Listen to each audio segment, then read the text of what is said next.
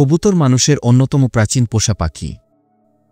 প্রত্নতাত্ত্বিক ও ঐতিহাসিক গবেষণা অনুযায়ী কবুতর পোষার সূচনা আজ থেকে প্রায় ৫,০০০ থেকে ১০,০০০ বছর আগে। প্রাচীন মেসোপটেমিয়া ও মিশরীয় সভ্যতার সময় থেকেই মানুষ কবুতর পোষা শুরু করে। খাদ্য হিসেবে প্রাচীন মানুষ প্রথমে কবুতরকে পোষ মানাত খাদ্যের উৎস হিসেবে পোস্ট পায়রা।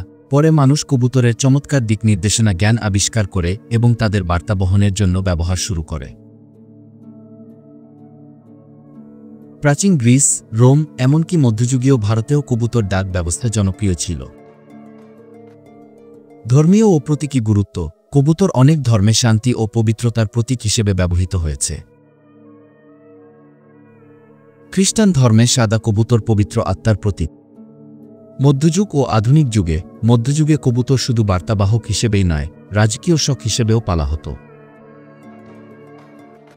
বিশ্বযুদ্ধের সময়ও কবুতর গুরুত্বপূর্ণ ভূমিকা রেখেছে।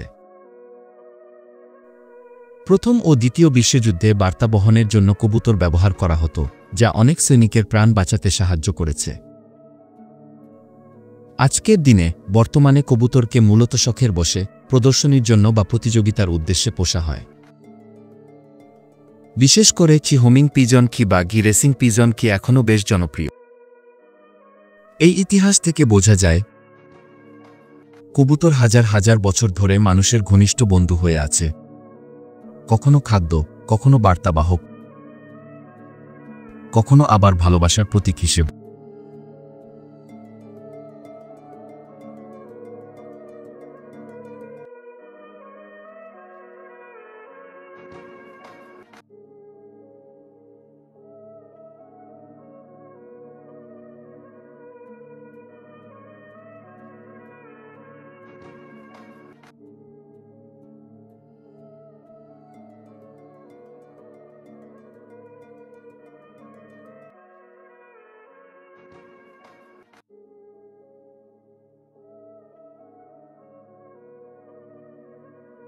ধন্যবাদ আজকের ভিডিওটি দেখার জন্য। যারা আমার চ্যানেলটি সাবস্ক্রাইব করেননি তারা এখনই সাবস্ক্রাইব করে আমার চ্যানেলটির পাশে থাকুন।